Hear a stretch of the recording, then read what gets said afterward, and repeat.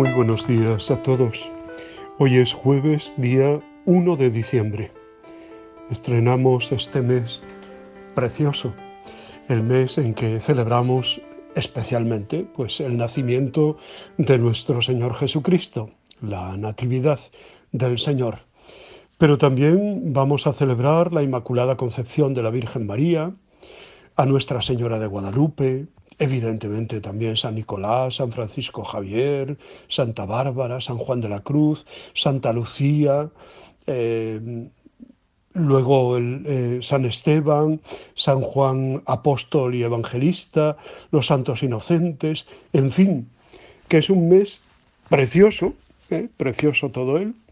En él concluiremos el tiempo del Adviento e iniciaremos también ese tiempo breve, pero muy fecundo de la Navidad, ¿no?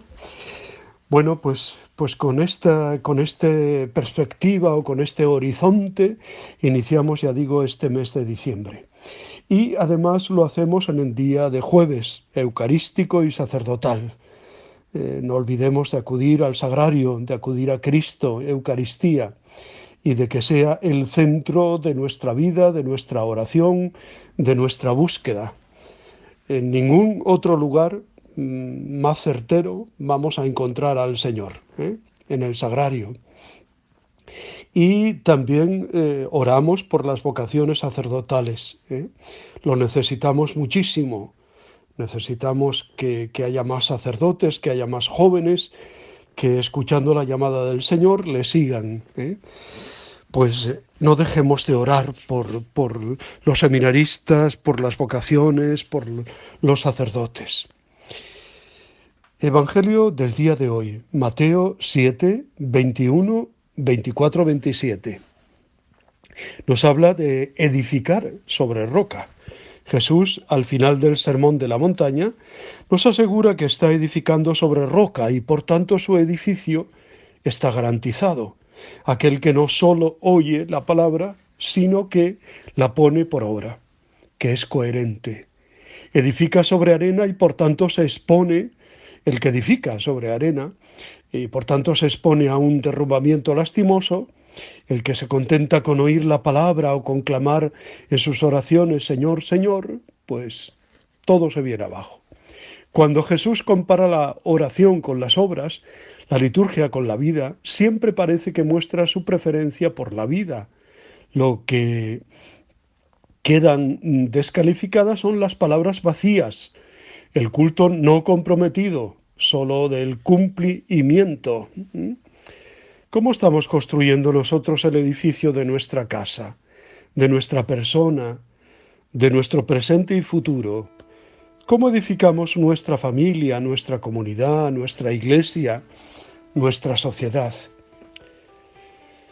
Si en la construcción de nuestra propia personalidad o de la comunidad nos fiamos de nuestras propias fuerzas, o de unas intuiciones, o de unas estructuras, o unas doctrinas, nos exponemos a la ruina. Es como si una amistad se basa en el interés, o el matrimonio se apoya solo en un amor romántico, o una espiritualidad se deja de dirigir por la moda o por el gusto personal, o una vocación sacerdotal o religiosa no se fundamentan en valores de fe profunda. Eso sería construir sobre arena. La casa puede que parezca de momento hermosa y bien construida, pero es puro cartón que al menor viento se hunde. Debemos construir sobre la palabra de Dios escuchada y aceptada como criterio de vida.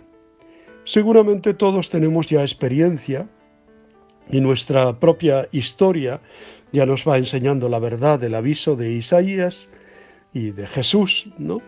Porque buscamos seguridades humanas o nos dejamos encandilar por mesianismos fugaces que siempre nos fallan. Como tantas personas que no creen de veras en Dios y se refugian en los horóscopos, en las religiones orientales, en las sectas o en varios mesías falsos que se cruzan en su camino. El único fundamento que no falla y da solidez a lo que intentamos construir es Dios. Seremos buenos arquitectos si en la programación de nuestra vida Volvemos continuamente nuestra mirada hacia Él y hacia su palabra y nos preguntamos cuál es su proyecto de vida, cuál es su voluntad manifestada en Cristo y obramos en consecuencia.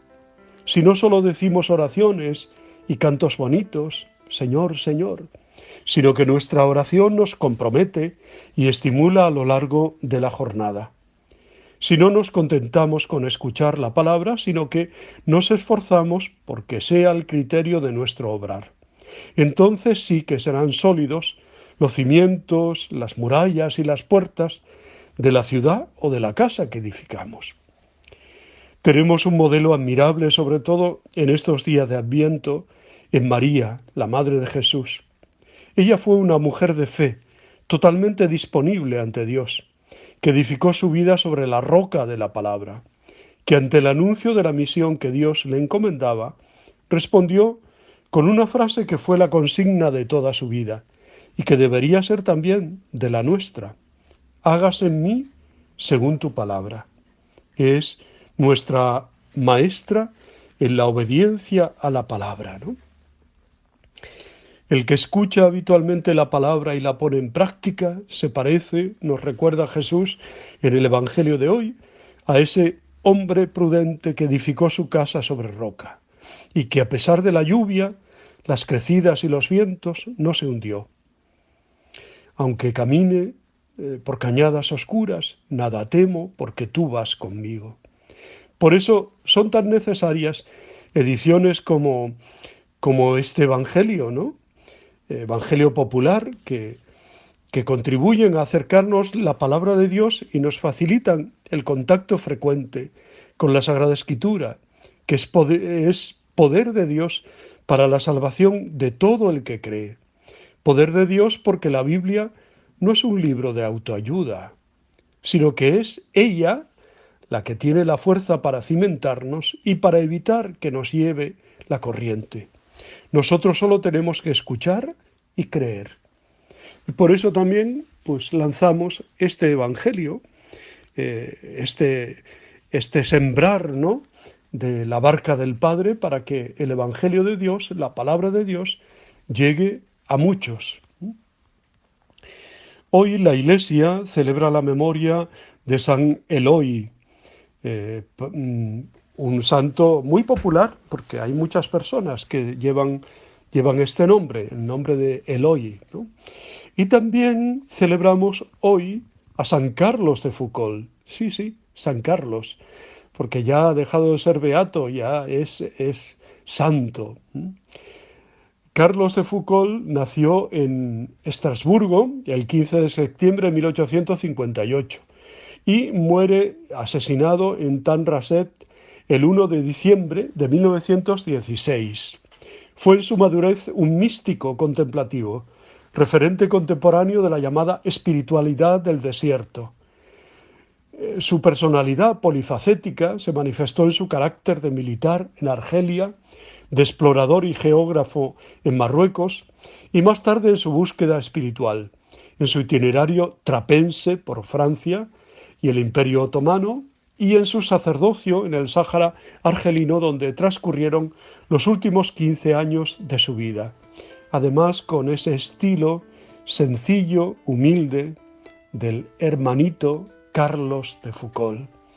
Descendiente de una familia aristocrática que portaba el título de vizconde de Foucauld, Carlos quedó huérfano de padre y madre a los 6 años y debió migrar con su abuelo al desatarse la guerra franco-prusiana. En 1876 ingresó en la Academia de Oficiales de Saint-Cyr, donde llevó una vida militar y disipada.